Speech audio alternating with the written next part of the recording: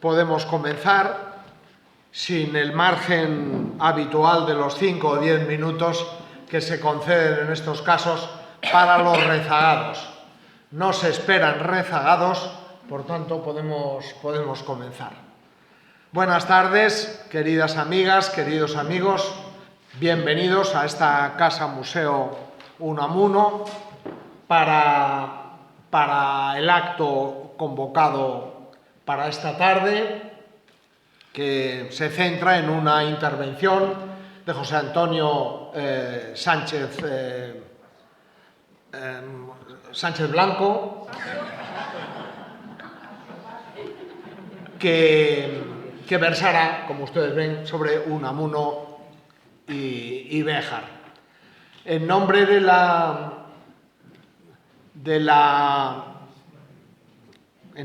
la Asociación de Amigos de Unamuno, me corresponde la presentación del conferenciante.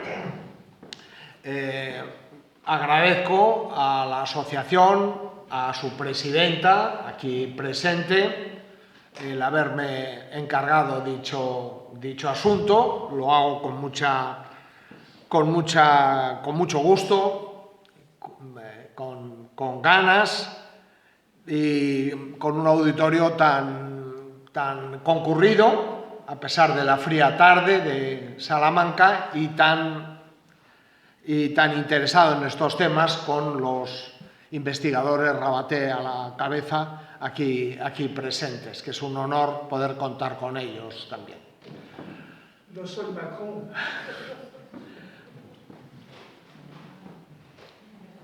José Antonio Sánchez Paso es una persona harto conocida. Quienes se encuentran en esta tesitura a la hora de presentar a un conferenciante suelen incurrir en una contradicción, y es tal persona es harto conocida, no necesita presentación, pero lo presentan. José Antonio Sánchez Paso es harto conocido, pero necesita presentación, entre otras cosas, porque si no, ¿qué haría yo aquí? Aparte de haber confundido el segundo apellido de él con el del presidente honorario de la asociación, que no ha sido ninguna mala intención, sino un lapsus lingüe. José Antonio Sánchez Paso es un unamuniano desde hace mucho tiempo, profundo conocedor de todo lo relativo al maestro, y como es profundo conocedor de todo lo relativo a Béjar, es bejarano y bejaranista notable, la simbiosis entre los dos elementos está garantizada. Él además fue comisario de una muy importante exposición sobre Unamuno y Béjar, que se inauguró y se desarrolló durante varios meses, desde diciembre de 2019, malos tiempos aquellos para recordar, y la primavera luego se prorrogó de 2020, afectado directamente el acontecimiento por la pandemia de la COVID. Y de esa exposición, de la que él fue comisario, se quedó un importante catálogo que le recomiendo a todos ustedes por su importancia, no solo como reflejo de aquella exposición, sino como una pieza bibliográfica que queda monográfica sobre las relaciones entre la ciudad de Béjar y Unamuno, que, como ustedes saben, la visitó en numerosas ocasiones. Por tanto, nadie tan adecuado para poder reflexionar, disertar hoy por la tarde sobre este asunto. Yo sobre José Antonio Sánchez Paso, cuya biografía conozco bien porque he publicado una cosa sobre él de cómo y por qué José Antonio Sánchez Paso mudó en personaje literario. No sé si ustedes saben que José Antonio Sánchez Paso fue personaje literario de la novela de García Jambrina, El manuscrito de Niebla, el último de sus manuscritos, ¿no? Los manuscritos de pesquisas de Fernando Rojas. Manuscrito de Niebla, una de las mejores a mi modo de ver, junto con la primera. Y aparece ahí un editor bejarano, muy enamorado de su ciudad, probablemente como todos los bejaranos, no lo sé, llamado José Antonio Sánchez del Paso, que se desplazó a Salamanca, el personaje literario, para fundar una imprenta. Entonces los impresores eran a la vez empresarios, propietarios, impresores y libreros, es decir, con la idea renacentista y del conocimiento integral de la profesión, que se ve involucrado en torno a unos crímenes sucedidos en otra imprenta donde publicaba, esta sí existió en la realidad, donde publicó sus trabajos, sus principales trabajos, Nebrija. Bueno, pues es un personaje que hace, me parece, 10 apariciones en el libro, en la novela. Y el propio Jambrina reconoce, en un texto inicial, que es un homenaje que hace a su amigo. Ya le había dedicado algún libro, había recordado su relación con él. Fueron estudiantes ambos, se conocieron en el estudio de Filosofía y Letras, de la Facultad entonces de Filosofía y Letras en Salamanca. El bejarano García Jambrina Zamorano. Bueno, pues yo reconstruí un poco su peripecia personal al hilo del personaje, aunque a mí me interesaba más la dimensión literaria del personaje. El personaje está inspirado en el propio José Antonio Bejarano, pero el personaje, una vez que sale de la imprenta, es libre, sale al mundo y cobra vida propia. Y me permitió reflexionar sobre personajes amigos y personajes de conveniencia y amistades, personajes a propósito de él. Y recorrí su biografía. Y ahí, en ese texto, incorporo una pieza que José Antonio había escrito hacía tiempo explicando por qué estudió Filosofía y Letras. Un texto muy emotivo y breve, apareció en la página oficial, la página digital de Alumni, de la Asociación de Antiguos Alumnos de Salamanca, que titulaba Javier Coy. Javier Coy, buena parte de los aquí presentes sabrá quién fue. Fue catedrático de filología inglesa de la universidad, llegó a ser decano. Yo lo conocí cuando vine a Salamanca y fui yo decano también, coincidí con él en las juntas de gobierno y José Antonio se presenta con su madre, me parece, en la facultad en el mes de noviembre de no recuerdo qué año, cuando acaba de recibir una comunicación del ministerio por la que le comunicaban que había recibido una beca. Tenían que venir deprisa, no sabían que se iba a matricular, a él le apetecía periodismo, pero periodismo no existía en Salamanca y no sabía si matricularse en psicología, en geografía o historia o en filología. Y decidirlo durante el viaje de Béjar a Salamanca con su madre, la dueña de un coche, un Citroën amarillo y el novio de la conductora.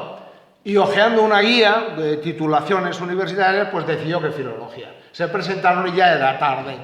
Era tarde para matricularse porque la matrícula había concluido el 31 de octubre y era no sé cuántos de noviembre. Pongamos que 23, como hoy.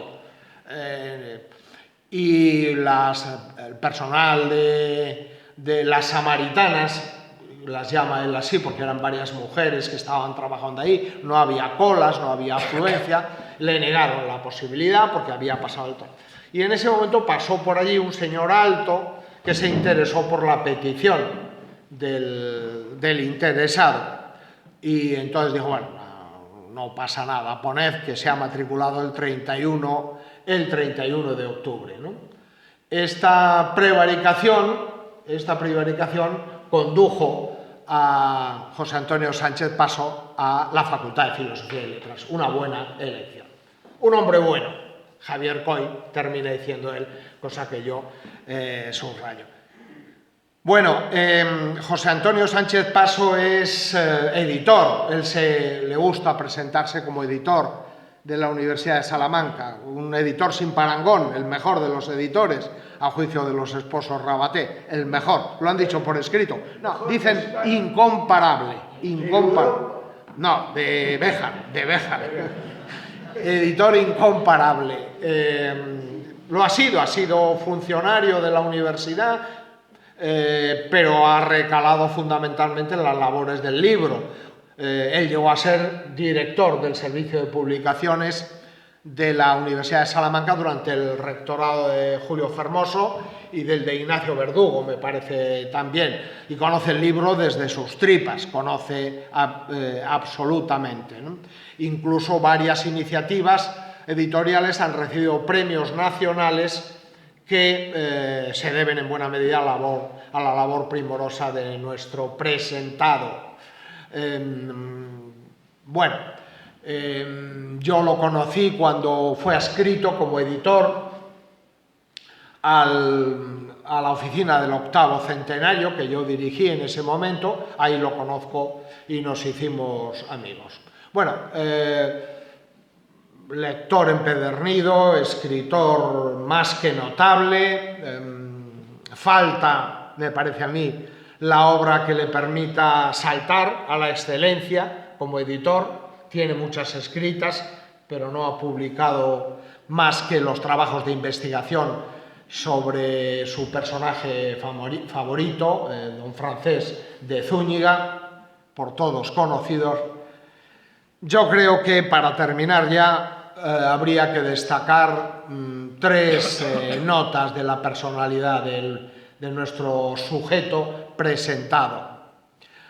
Primero, su vastísima cultura, lo cual es notable. Posee una amplia cultura clásica y moderna, producto de la lectura empedernida. Él es un verdadero letraherido y conocedor en profundidad de todo lo que cae en sus manos. Eso imprime carácter después de varias décadas, ¿no? Y en las conversaciones con él, cuando se prolongan y a él le interesa, pues esta cultura, estos conocimientos sistemáticos, integrales, también de poesía, es muy aficionado a la poesía, pero literatura, ficción y ensayo, sobre todo, salen a colación, florecen, afloran, mejor dicho. Es, en segundo lugar, una persona honrada, una persona cuyas cualidades fundamentales van más allá de aquello de lo que dispone, ¿no? De esta cultura amplia. Es una persona honrada a lo largo de una trayectoria extraordinaria, que no siempre se le ha reconocido, por la universidad para la que ha trabajado. Y no se le ha reconocido en los últimos tiempos. Y, desde luego, esta es una característica que está ligada a él personalmente. Es la condición humana, en tercer lugar, lo verdaderamente importante de José Antonio Sánchez Paso, que es una magnífica persona, en el sentido, un hombre bueno, en el sentido machadiano de la expresión, o en cualquier otro sentido, un hombre bueno, un hombre culto, un hombre libre, que está en las mejores condiciones, lo comprobarán ustedes a continuación, de reflexionar sobre Unamuno y Béjar. Adelante, José Antonio.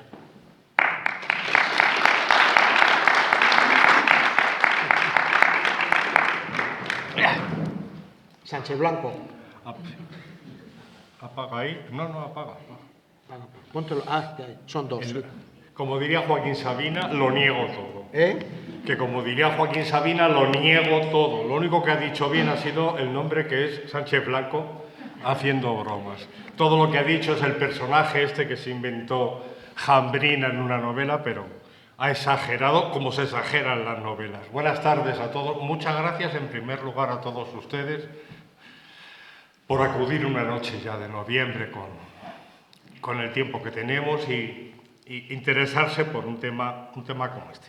Muchas gracias a Carlos por las buenas palabras con las que ha mentido sobre mí.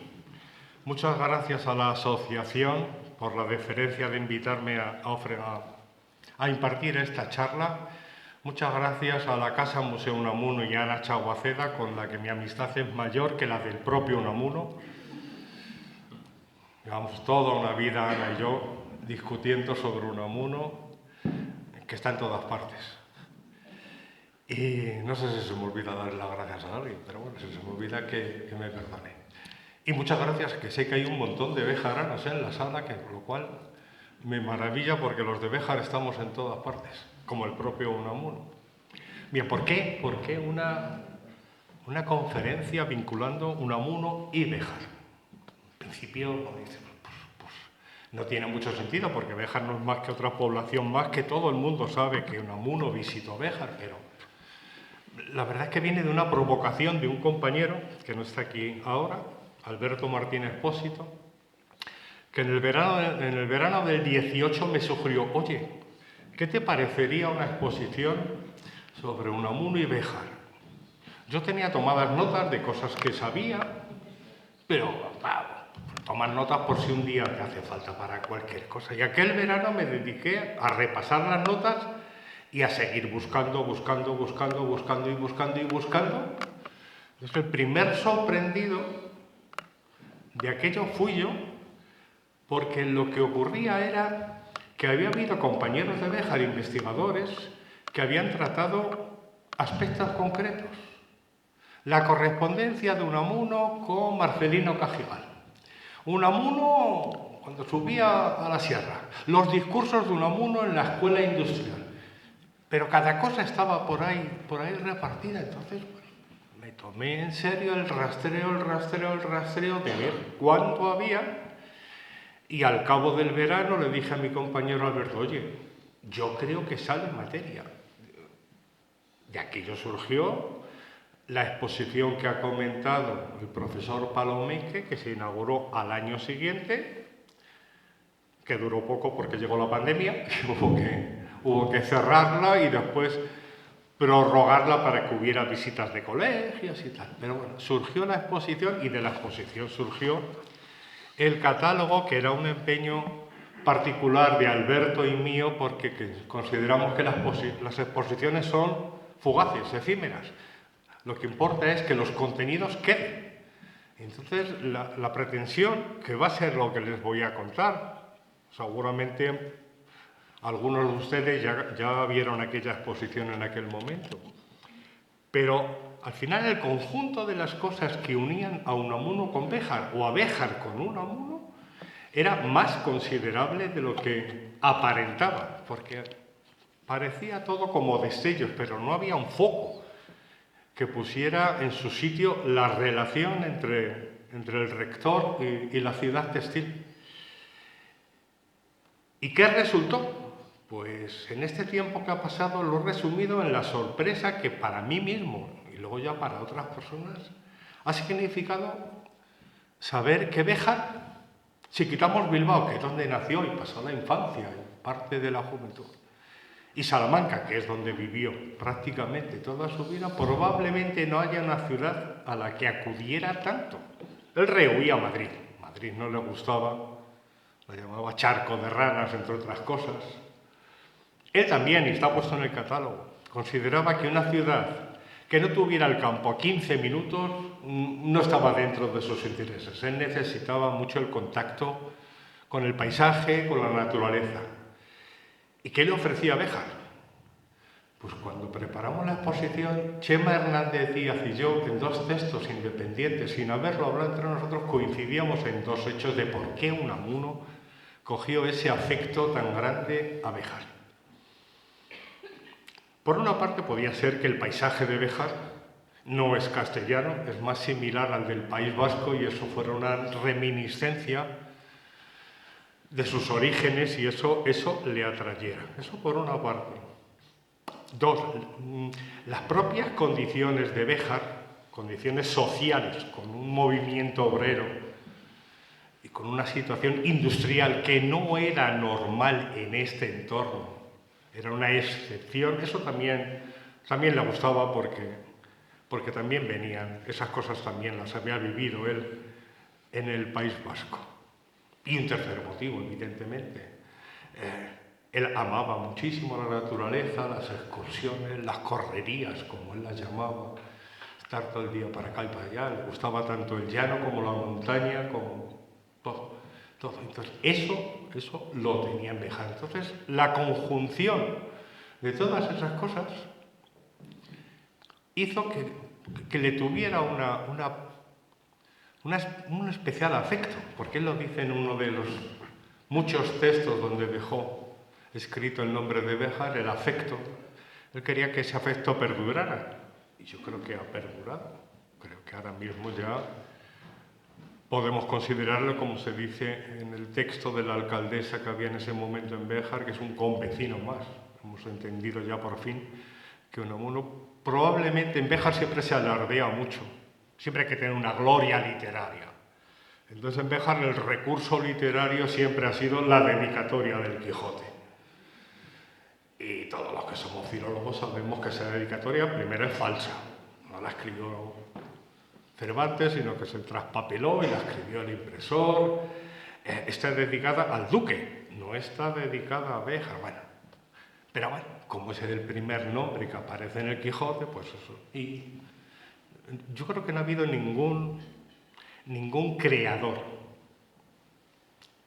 que se haya vinculado tanto a Béjar, si efectuamos a un bejarano como el escultor Mateo Hernández, evidentemente. No ha habido ningún escritor ni ningún otro creador que haya tenido tanto afecto a Béjar. Ahora lo vamos a repasar, los distintos aspectos de cómo se fraguó ese afecto de Unamuno a Béjar y de Béjar a Unamuno. Las dos cosas. Que ha estado ahí, repito, en el aire, pero que no se había visto todo junto. Y viéndolo junto, y dices, qué barbaridad. Nos habíamos despistado durante 80 o 90 años. Hay dos partes. Una, Unamuno y Béjar. Hay una primera parte que es Unamuno en Béjar. Es decir, cómo se fraguó esa relación de ir él a Béjar. Tenemos que se conozcan 3 fotografías de Unamuno en Béjar. Esa es la primera que se tomó. Ahí está el conde de Romanones y un montón de ilustres bejaranos, que supongo que son profesores de las distintas entidades escolares, y serán políticos, y serán empresarios. Unamuno no sé si lo identifican.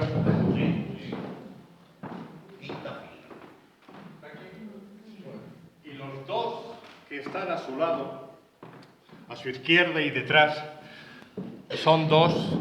Esto es en 1902, en octubre de 1902, y esos dos personajes que he señalado los vamos a volver a ver.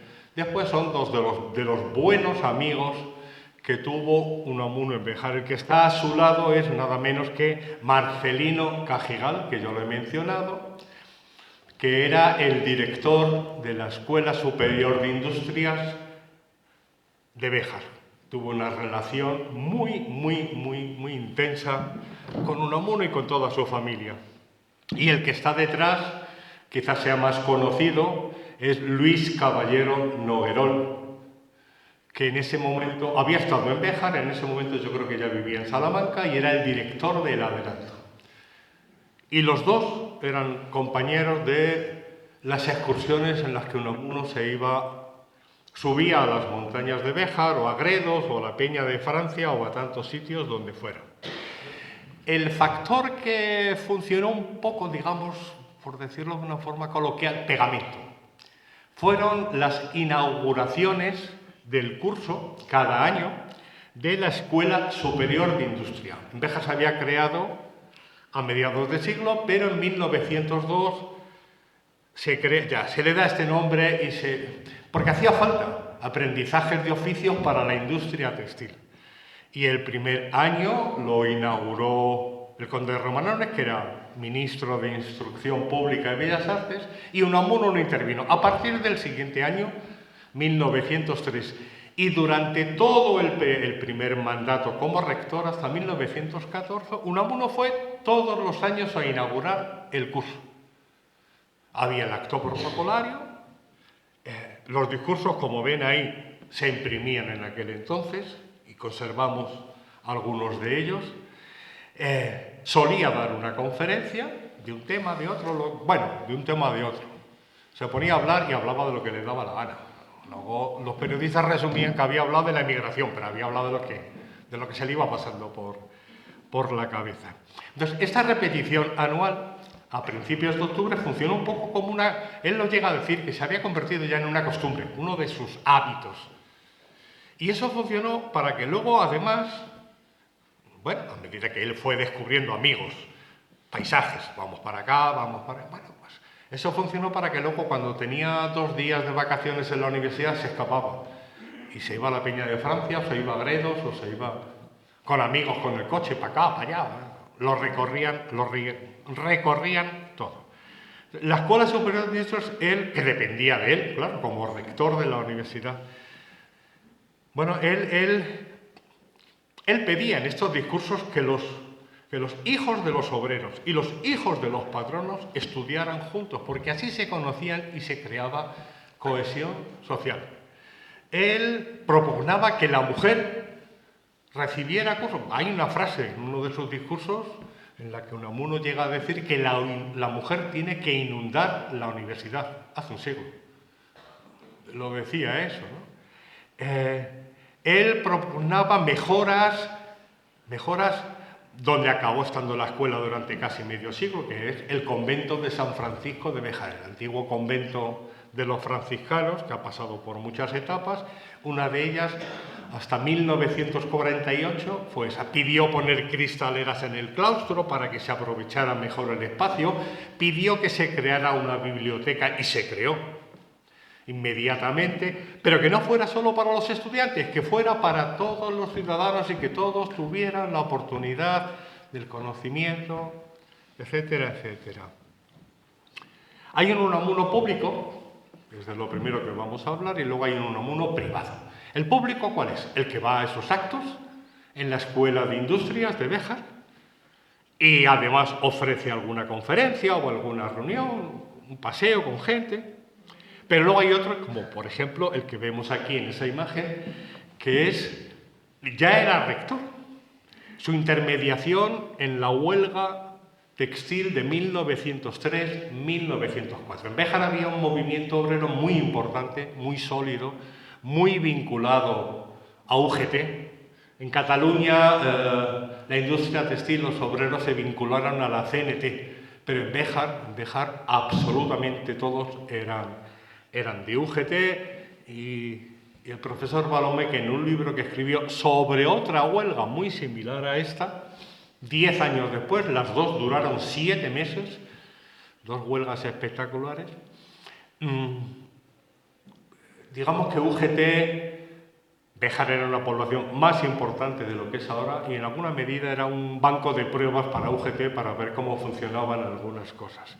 No fue la única. Él habló con los obreros, habló con los patronos y les pidió a todos, en aquel discurso de aquel año, del año 3-4, les pidió que, igual que sus hijos iban a sentar juntos para empezar el curso, que ellos, por favor, unos y otros, obreros, que hicieran el favor de ceder en sus posiciones.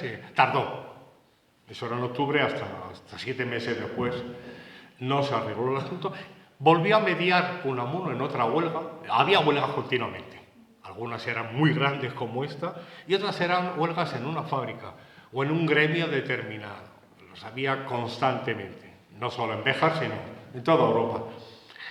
Y Unamuno vuelve a mediar en otra huelga que hubo en 2008. Es decir, que le gustaba estar en ese ambiente de mediador, de poder poner la palabra al servicio de unos y otros y procurar, porque se llevaba bien con todos.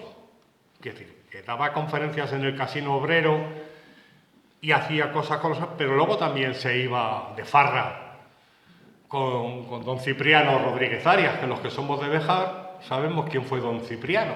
Y cogían el coche de don Cipriano, que era un cochazo, semejante a un hispano-suiza, para que se hagan una idea de aquellos años, y se iban a recorrer para aquí, para allá, Extremadura o Ávila o lo que fuera. Se llevaba bien con todo el mundo. Bueno, un poco lo que estoy diciendo, ¿no? La relación de Unamuno específicamente con la clase obrera, porque era hacia donde él tendía.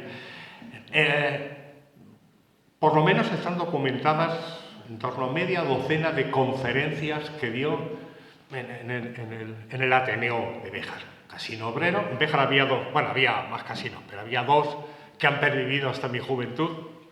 Casino Obrero, que ya es más que centenario, y había otro que era el Casino Industrial, pero que todos en Béjar lo conocíamos como el Casino de los Señores. Allí iba la burguesía bejarana y al obrero iba, digamos, que todo el mundo, ¿no? Ofreció media docena de conferencias. A veces él no podía ir personalmente o estaba demasiado ocupado y entonces recomendaba a otro profesor de la universidad para que diera la conferencia y él mismo luego la acompañaba. Hubo una con un catedrático que se llamaba Tomás Elorrieta, con Jarnés también creo que 2 veces le acompañó, sin ser él el que diera la conferencia. Bueno, eso es signo de que a él le gustaba ese ambiente, ese contacto con la gente, la charla. Luego por cierto, hubo un discurso, el del primer año, el de 1903, se me estaba pasando, que no lo he comentado. El primer discurso que dio de apertura de curso, dijo una frase histórica que yo no sé cómo los bejaranos no le tiraron al río, porque pidió que los bejaranos acabáramos con el calderillo y la bodega. Había mucho alcoholismo en la clase obrera, es verdad, pero acabar con el calderillo, pues yo creo que ahí se excedió un poco don Miguel en pedir que acabaran, pero bueno, eran costumbres sigue siendo costumbre. Entonces el calderillo nació como una costumbre de los tejedores de irse al campo y hacer ese tipo de plato de carne con patatas, y era muy popular. Entonces uno lo tenía asociado a las costumbres de los obreros, que dejaban a la familia, se iban a las tabernas, iban al campo a guisar. Bien, entonces decía que no solo dio conferencias, no me consta que diera ninguna conferencia en el otro casino importante, el Casino Industrial. Aceptó una presidencia de honor que le ofreció una cooperativa obrera de una determinada fábrica de Béjar en la carretera Candelario, Navamuño, y aceptó la presidencia de honor de la cooperativa y se ofreció, por lo menos nominalmente, no sabemos si después, se ofreció que para lo que necesitara. No sabemos si después eso fructificó en alguna gestión o alguna cosa. Hay un pasaje que a mí se me despistó en la exposición de entonces. Hacia 1934, Unamuno se había presentado como diputado por la Conjunción Republicano-Socialista al volver del exilio. Salió diputado y en 1934, ahí está reproducido un primer folio de la carta, el comité bejarano de la Conjunción le mandó una carta poniéndola a caldo, diciendo que no estaba haciendo nada de lo que había prometido, de lo que estaba en el programa electoral. Bueno, en la carta, que tiene esa cara y un poco de la siguiente, tampoco. La carta creo que se publicó en la prensa, o por lo menos decían que le iban a publicar en la prensa, y renegaban abiertamente de él. Yo creo que Unamuno no le dio la más mínima importancia, lo consideró simplemente un enfado pasajero. Es verdad que para 1934 don Miguel ya estaba un poco harto del Congreso y de la República y de que aquello no era lo que él había pensado, etcétera, etcétera, ¿no? Y entonces, bueno, como estaba un poco a su aire, los de Béjar, que eran muy recios, pues le mandaron esa carta que tampoco le veo yo mucho sentido, porque, bueno, un desahogo, pero es verdad que se le tenía mucho afecto, pero es verdad que la carta existe y está guardada aquí en la Casa Museo. Dorado Montero, dirán que por qué aparece aquí. Dorado Montero era catedrático de penal aquí en la universidad, pero es bejarano, no nacido en la ciudad, pero sí en un pueblecito que está a 4 kilómetros de Béjar, que se llama Navacarros. Los dos llegaron más o menos al mismo tiempo a la universidad. Los dos Dorado Montero era 3 años mayor que Unamuno. Tenían similitudes y diferencias. Tuvieron una amistad durante 20 y tantos años, una amistad con altibajos. A veces estaban más de acuerdo y a veces discrepaban, pero bueno, los dos tenían un mismo pensamiento. Evidentemente los dos venían del krausismo, etcétera, ¿no? Entonces y hay cosas bonitas como que cuando Unamuno llegó a Salamanca en el tren para tomar posesión de su cátedra, el único que le fue a recibir a la estación fue Dorado Montero. Nadie más fue a recibirle. Y también se produjo lo contrario. Cuando falleció Dorado Montero, el que pronunció el discurso en el cementerio, en nombre de todos, fue Miguel de Unamuno, diciendo: hoy se nos va un buen hombre, un compañero. Bueno, es como una paradoja que uno recibe al otro y el otro le despide. Tuvieron muy buena relación, escribieron en las mismas revistas, en las mismas editoriales, a veces discrepaban. Y hay una anécdota muy bonita, de la que me enteré después de la exposición. Me la hicieron llegar la nieta de la niña que fue testigo de lo que voy a contar. Estaban sentados Dorado Montero y Unamuno, no sé si en butacones o en hamacas, debajo de un árbol, en Navacarros, mirando hacia la sierra. Navacarros está en la falda de la sierra, más o menos a la altura de Candelario, pero unos 2 o 3 kilómetros más acá. Y parece ser que estaban los dos sentados en silencio y mirando a la sierra. Entonces la niña estuvo un rato contemplándolos y no se movían. Estaban cada cual allí. Y a la niña le llamó la atención que dos personas que ella sabía que eran importantes, estarían con su traje, porque subían a la sierra de traje, bueno, no te digo yo, para estar sentado en una hamaca.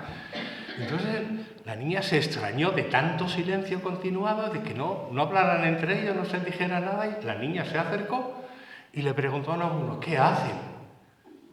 Y Unamuno la miró y le dijo: pensar. Es bien bonito que solo le dijera esa palabra, pensar. Y la niña se acordó de la anécdota y que pasó a su nieta, y la nieta es la que me la ha contado. Unamuno, Dorado Montero, tenía casa en Candelario, sigue estando allí la casa en la que nació. Tenía casa en Candelario, en Navacarros, y probablemente fueron esos veranos en que Unamuno había ido a Candelario o a Béjar, y bueno, pues quedaron alguna tarde, estaban pasando la tarde juntos, y la escena bonita fue esa.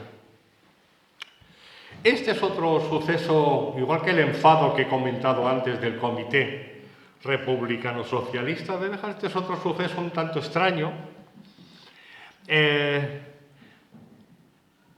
las elecciones de 1900...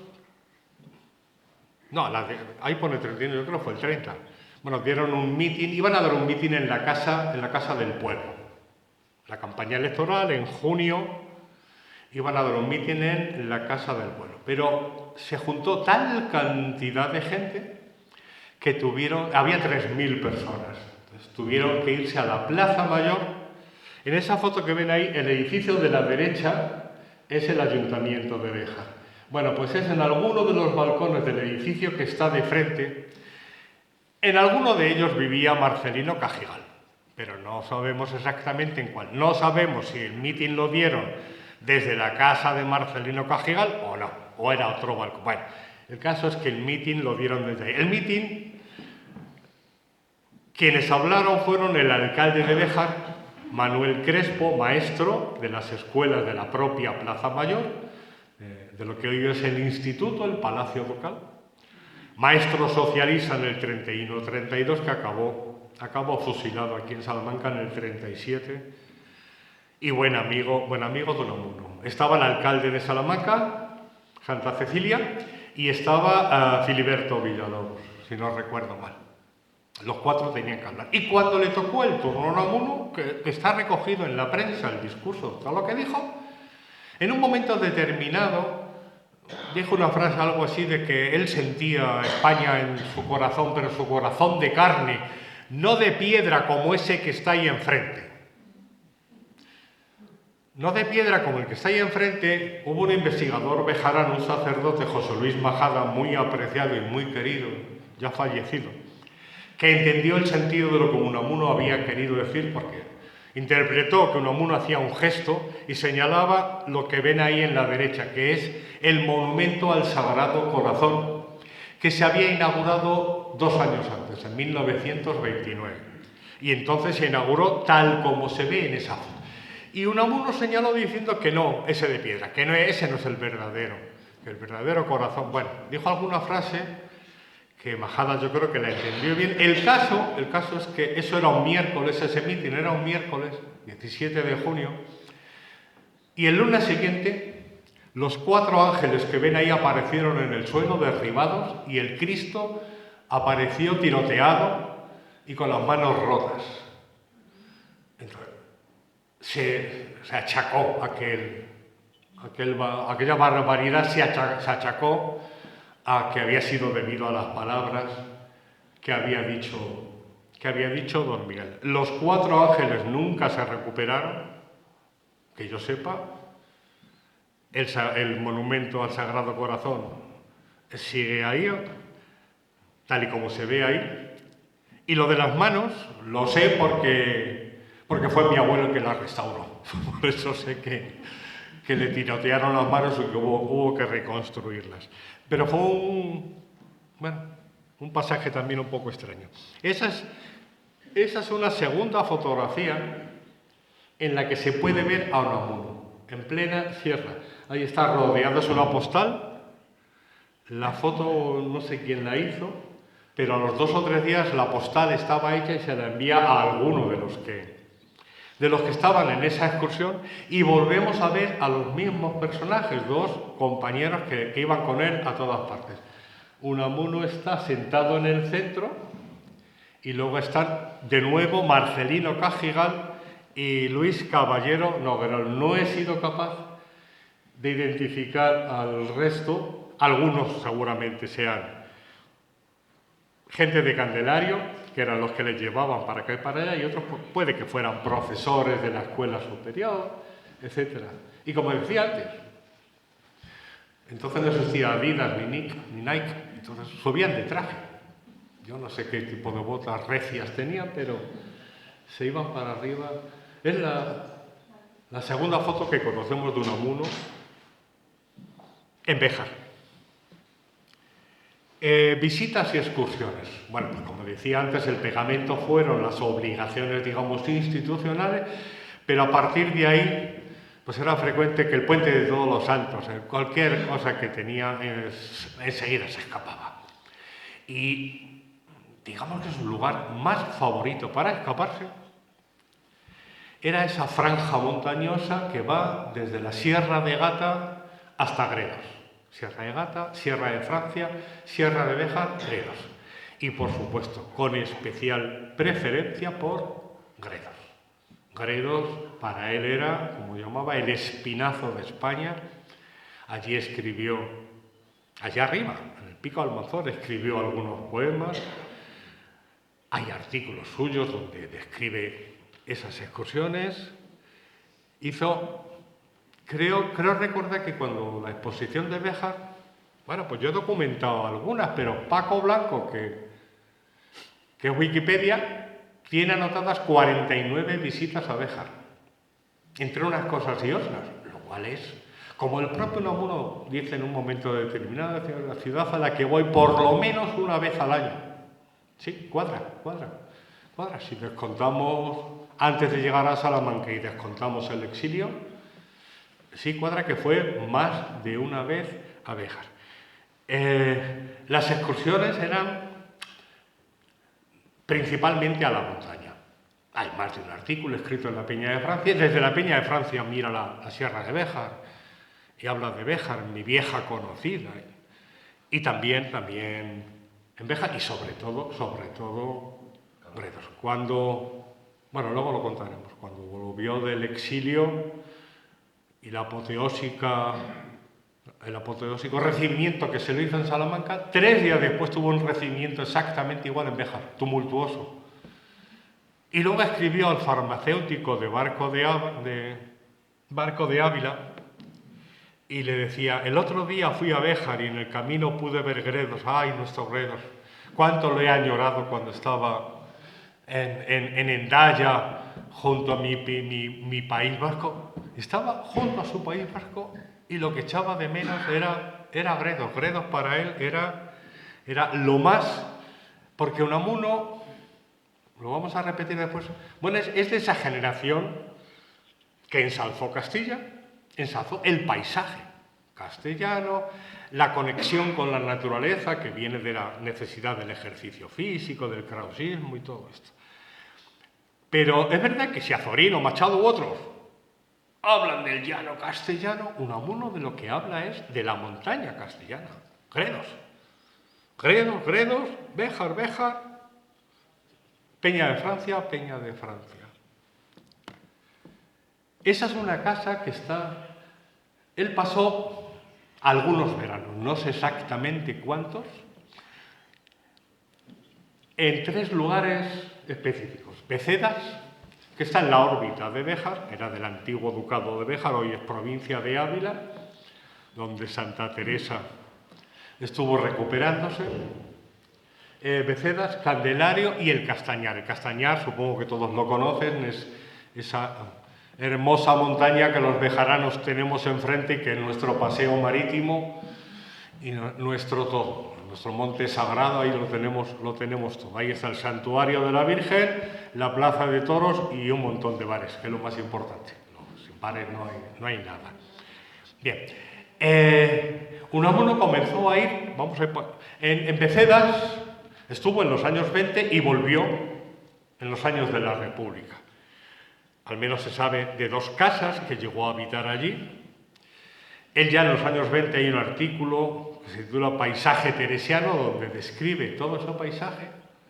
Pero luego en el Cancionero, que se publicó póstumo, hay, por las fechas, hay poemas dedicados a Becedas, específicamente a lugares del entorno de Becedas, y se ve por las fechas de los poemas que hay muchos poemas escritos aquel verano, aquellos días que pasó en Becedas. En Candelario llegaron a tener los Unamuno, llegaron a tener casa propia y le tienen veneración especial porque ahí había un grupo de profesores intelectuales salmantinos bastante nutrido. Sospecho que pudo ser Filiberto Villalobos el que le animó a ir a Candelario.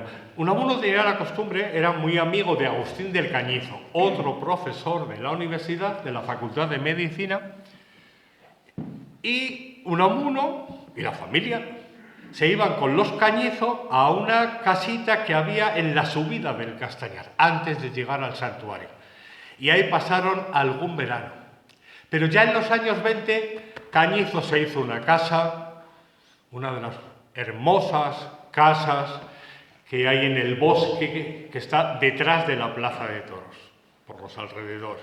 Y ahí Cañizo se hizo una casa. Y Unamuno fue ya a la casa de Cañizo. Alguna vez está documentado que también les acompañó José Giral, que era otro profesor de la universidad de química, si no recuerdo mal, catedrático de química, que luego fue ministro, presidente del Consejo de Ministros en la República y presidente de la República en México. Y era otro de la tropa que estaban ahí.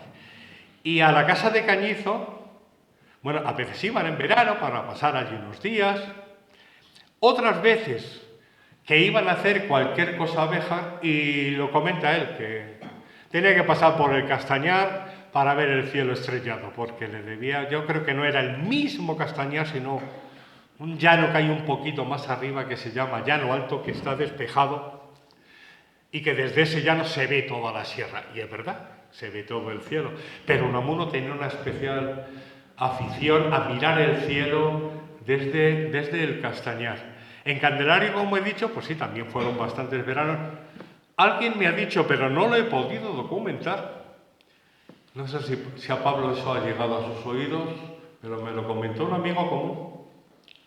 El 18 de julio del 36, alguien de la familia estaba en la casa de Candelario y que Unamuno llamó a alguien en Candelario y pidió que urgentemente se volvieran para Salamanca, cogieran el tren al día siguiente y se volvieron. Unamuno sabía que aquello iba más en serio.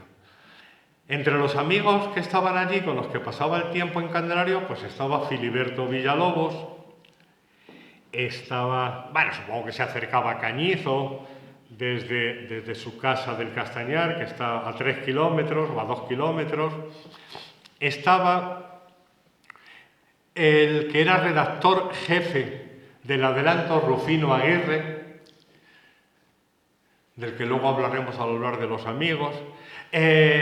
Francisco Rodríguez Adrados escribió un artículo en el ABC, no me acuerdo en qué año, en que recordaba que siendo él niño con 13 años, recordaba cómo su padre y él le habían acompañado un trecho del camino a Unamuno porque les había visitado y le acompañaron luego a él de regreso a su casa. Es decir, que había un clima de profesores, de gente de Salamanca, de gente liberal, instruida, donde Unamuno se encontraba, bueno, pues entre los de Béjar y los de Candelario, se encontraba. Y esa que ven en la foto es la casa de Cañizo, tal y como está ahora mismo. Un detalle que parece menor, que suele pasar desapercibido, es que el hijo mayor de Unamuno, Fernando, estaba estudiando en Madrid arquitectura, pero estaba incómodo. No estaba a gusto en el cuartel, no le iba bien. Y Unamuno consiguió, moviendo hilos, no sé si moviendo hilos o pagando, que entonces se pagaba para rescatar del servicio militar, pero bueno, de una forma o de otra consiguió traérselo a Béjar para hacer el servicio militar en Béjar. Y él aludió a ello en alguna ocasión, que está en el catálogo, aludió que su hijo Fernando había hecho el servicio militar en Béjar.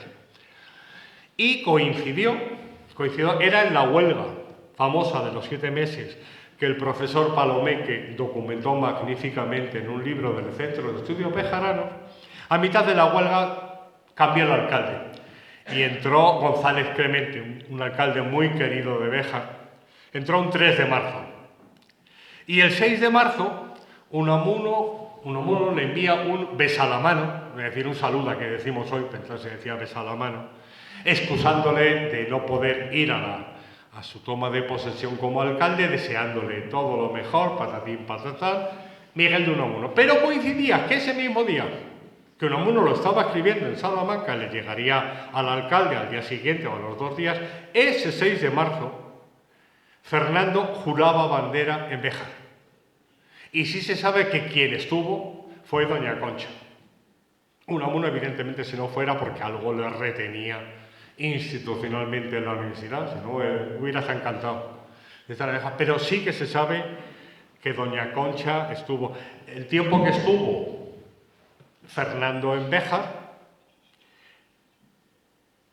estuvo en una pensión, aquello era un desastre por lo visto, y Marcelino Cajigal, el amigo íntimo que tenía en Béjar, don Miguel, le cogió, se lo llevó a su casa y le pagó todo el tiempo, le pagó toda la estancia que estuvo y le dio de comer, porque dice que estaba muy flaco.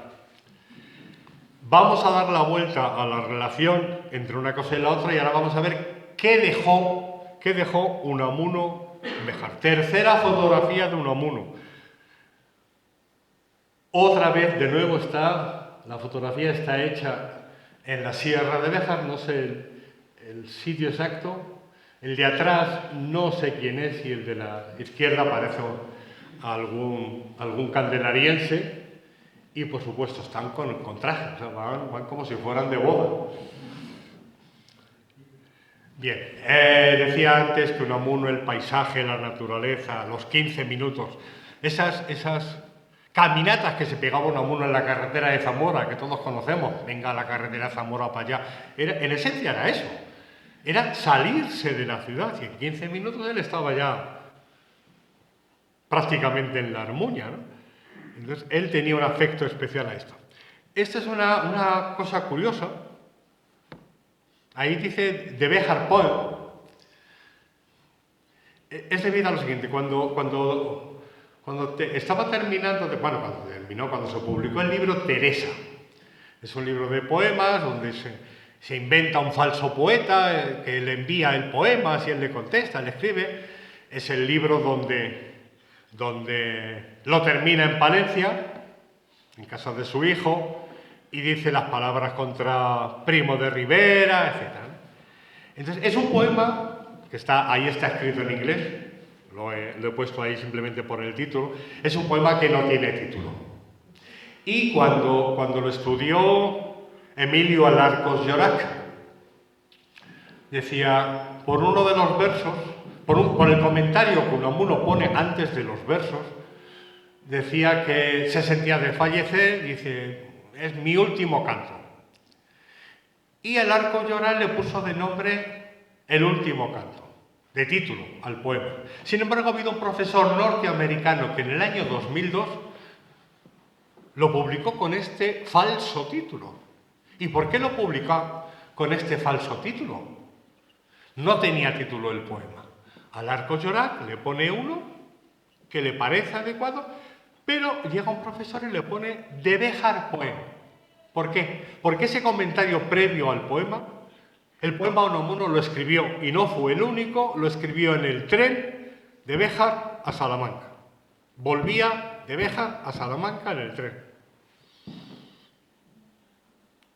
Y el comentario lo que dice es que tiene 49 años y se siente de fallecer. Cree que la vena poética se le está acabando y lo escribe al salir de Béjar y ver el ocaso sobre la peña de Francia. Y entonces el profesor norteamericano decidió ir por ese camino, o sea, un poema escrito en Béjar.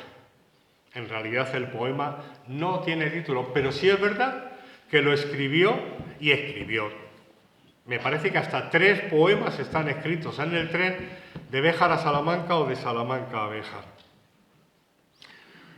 Un aspecto muy trabajado y muy estudiado es la relación de Unamuno con los artistas, específicamente y sobre todo pintores.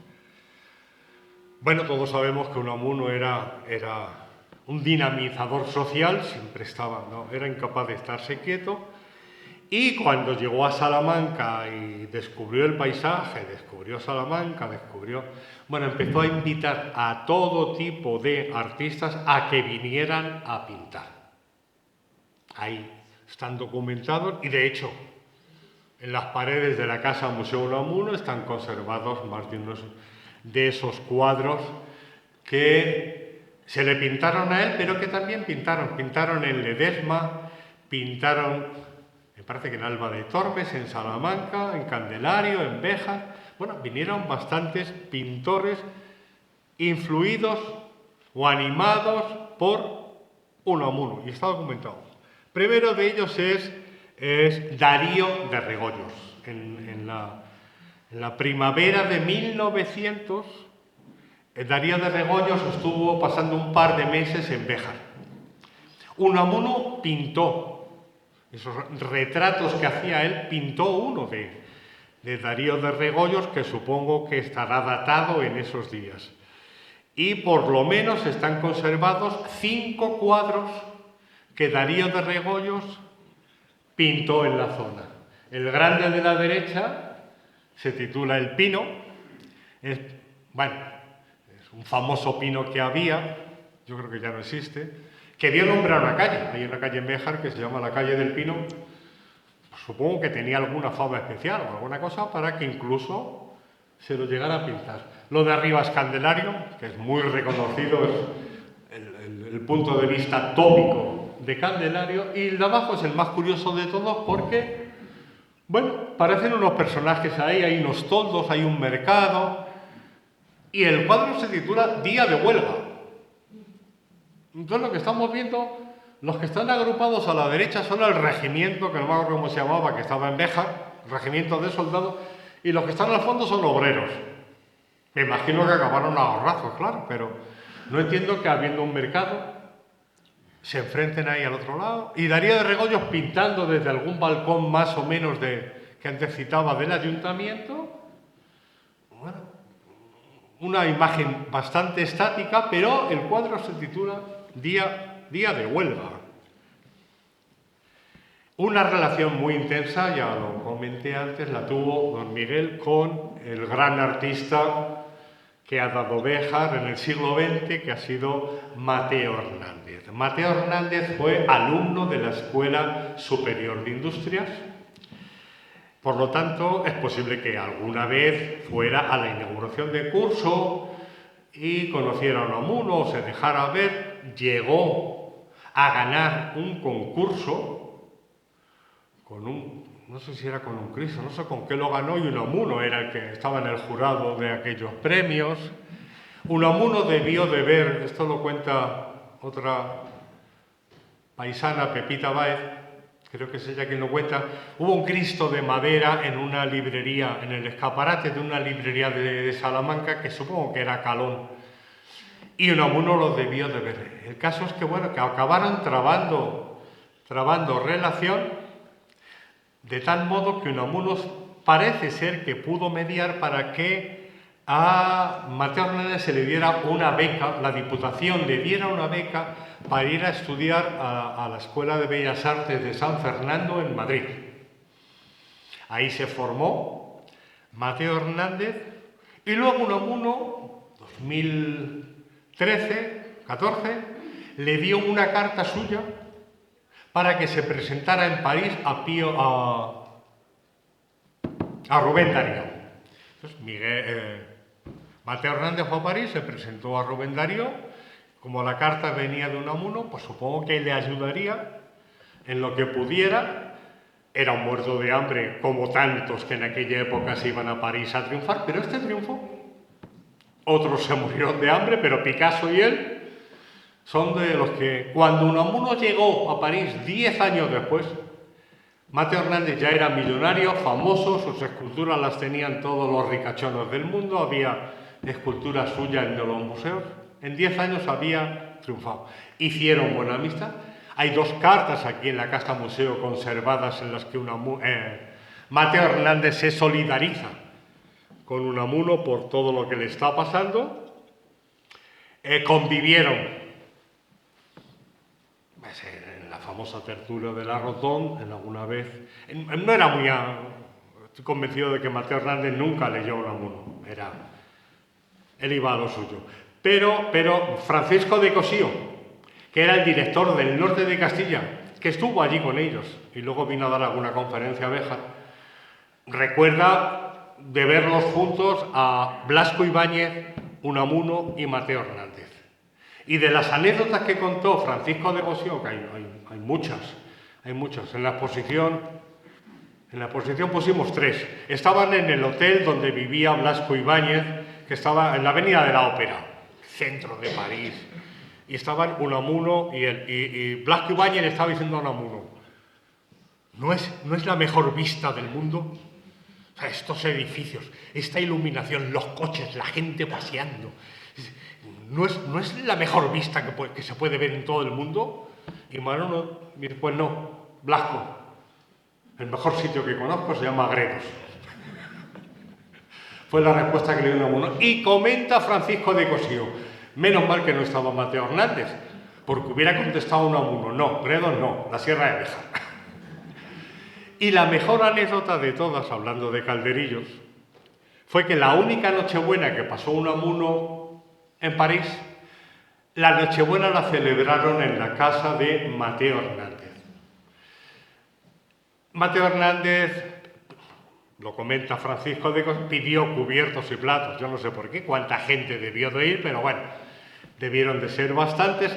Uno de los que estaba era Regino Sainz de la Maza, que pues, después de la cena estuvo tocando y patatín, patatán, ¿no? Bueno, la cosa es que Mateo Hernández lo que les hizo a todos fue un calderillo bejarano, o sea que don Miguel llegó a probar el famoso calderillo aquella noche.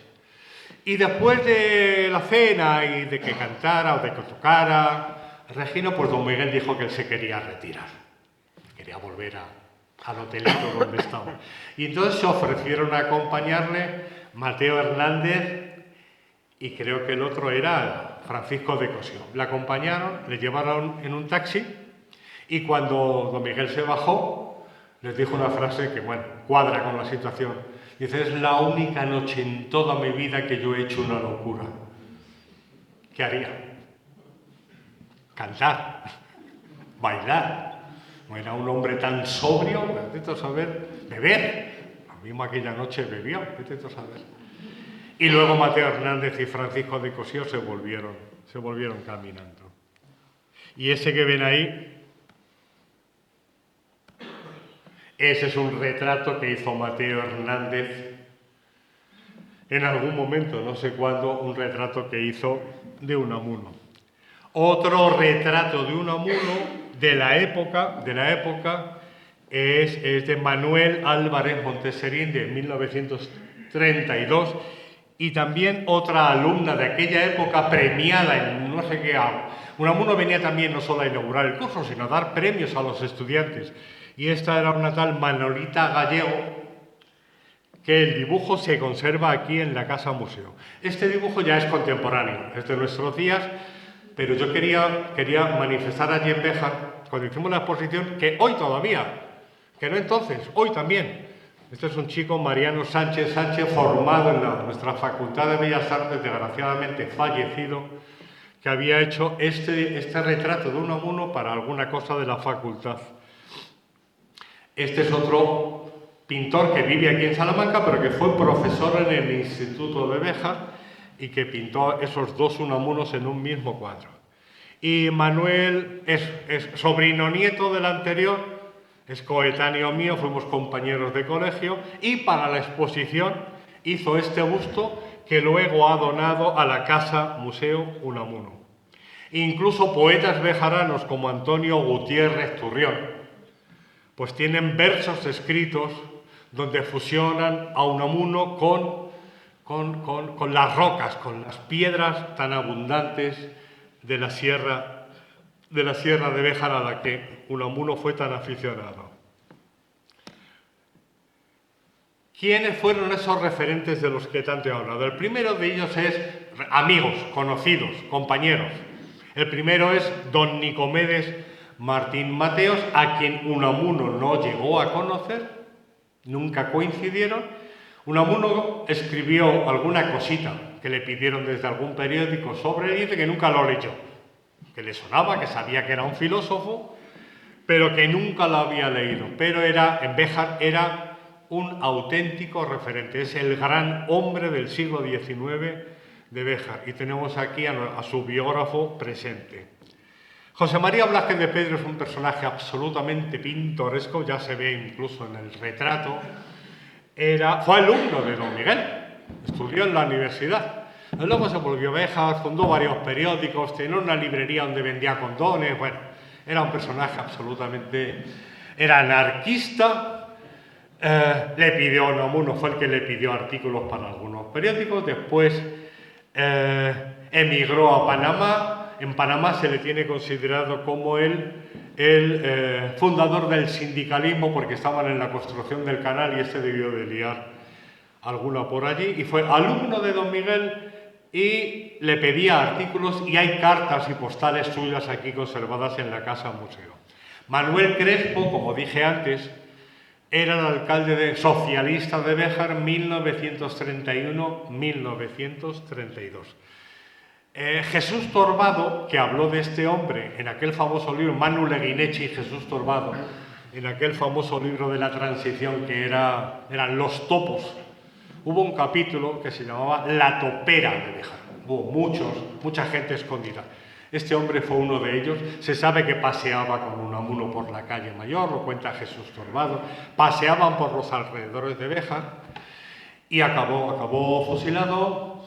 Se cuenta, la anécdota es bonita, se cuenta que estaba escondido, pues lo típico, en algún desván, en algún doble fondo, de lo que sea, pero que era maestro y no aguantaba las ganas de no saber qué estaba ocurriendo, así que pedía a un chiquillo que le fuera a comprar el periódico. Entonces iba todos los días y le traía el periódico, y le traía el periódico, y le traía el periódico. Y al final un falangista se percató de que hacía un niño todos los días comprando el periódico. Siguió al niño, subió hasta la casa y lo encontraron, y fue su fin. De Josejo González Castro no tengo nada que decir porque su especialista está sentado a mi lado.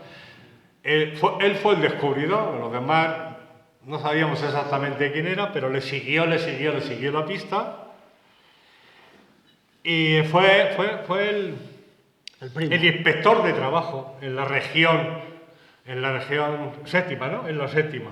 La séptima región, cuando se crea el Ministerio de Trabajo, a este le nombra, y la séptima región de trabajo era toda Castilla y León y parte de Extremadura, y estaba en Béjar, lo que era Béjar. Y es un hombre pintoresco, escribía cuentos, escribía en el Adelanto, y tengo la sospecha de que hay quien le considera que era un auténtico pesado. Le escribía a Unamuno y Unamuno no le contestaba. Le invitaba, era de la parte de Sayago, le invitaba a que fuera a Sayago, Unamuno no iba.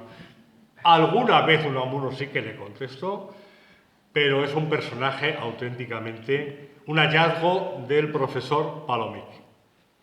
Luis Caballero Noguerol había sido profesor en Béjar, luego se vino aquí como director del Adelanto, muy amigo de Unamuno, coincidieron en la famosa comisión de las facultades libres, cuando la Universidad de Salamanca estuvo a punto de quedarse sin 2 de las 4 facultades, la de Ciencias y la de Medicina. Se creó una comisión para salvarlo y se salvó.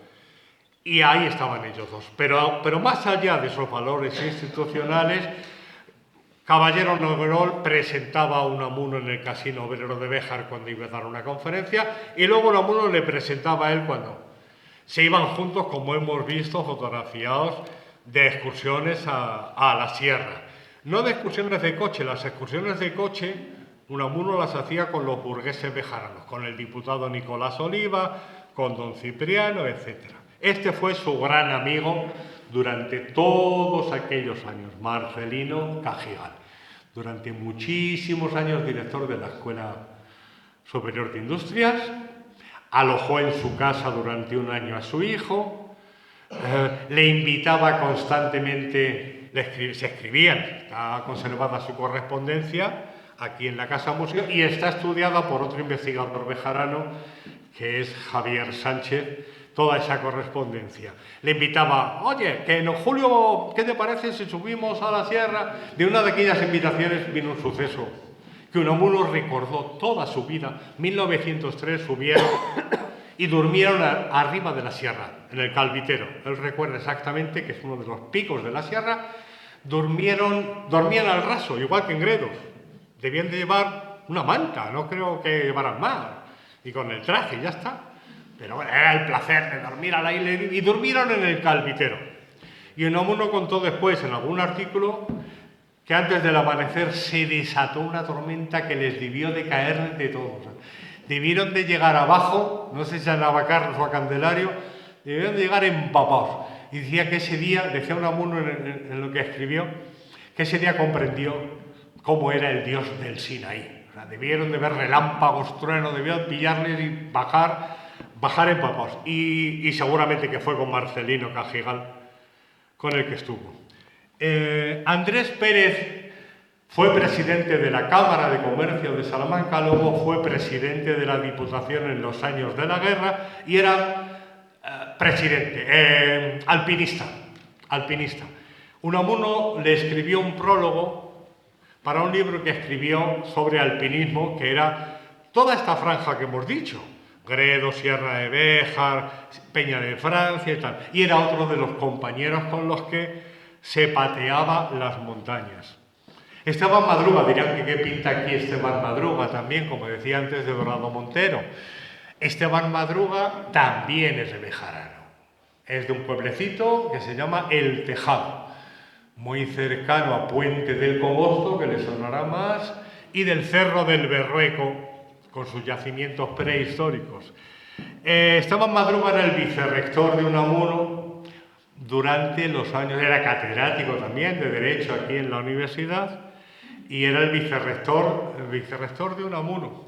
Y cuando a Unamuno le cesan, después del famoso acto del Paraninfo, quien se queda, quien nombran rector, es a Esteban Madruga, que lo fue hasta, si no me equivoco, lo fue hasta la llegada de Tobar, estuvo hasta el año 50 y tantos, quiso dimitir muchas veces, no le dejaban, pasó por las depuraciones, salió ileso, pero pasó por las depuraciones, y hay una carta muy bonita de la hija de Unamuno. Cuando Unamuno ya nombran a Esteban Madruga, le manda una carta a través de la hija en la que le dice que, muy afectuosa, y le desea lo mejor y le dice que tiene 2 o 3 libros de la biblioteca de la Facultad de Filosofía y Letras y que por favor que vengan a recogerlos para devolverlos. Y ahí tiene las llaves.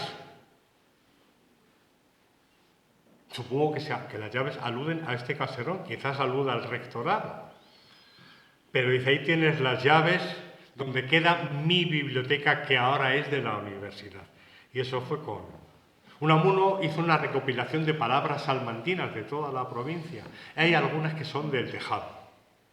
Seguramente el culpable fuera él. Agustín de Alcañizo, ya lo hemos dicho, uno de los muchos médicos de Salamanca, como Pinilla, como Población, como Filiberto Villalobos, uno de los muchos amigos médicos que tenía Unamuno, pero era de los que se iba de excursión con él. Era de los que se iba, hay fotos de ellos, con un coche iban a la Sierra de Francia, creo, en aquel viaje, y luego la casa de aquí del Castañar en Béjar, y es uno de los que sufragó el monumento de Victorio Macho que está en el Palacio de Anaya, uno de los que lo sufragó fue él. Filiberto Villalobos, harto conocido, pues también, desde su juventud, muy amigo de Unamuno, coincidieron en muchas cosas. Cuando era ministro Filiberto Villalobos, Unamuno tiraba de él también, etcétera, etcétera. Coincidían en Candelario, en los veranos, dieron aquel famoso mitin donde se produjo lo del Sagrado Corazón, es de los que acompañó a Unamuno al regreso del exilio, llegan el 12 a Salamanca con el apoteósico recibimiento, y el 16 creo que es cuando Unamuno estaba loco por ir a Béjar, no sé si era ir a Béjar o ir a ver a Marcelino Cajigal, se fueron a Béjar. Y pasó lo mismo, toda la calle Mayor era abarrotamiento de gente, hasta el punto de que le pidieron, o se hizo un conato a la puerta del Casino Obrero para que diera una conferencia, y el Casino Obrero le dijo que no, porque en ese momento era una figura excesivamente conocida, muy pública, muy política, y el Casino Obrero no admitía eso. Quedaron en que más adelante daría esa conferencia.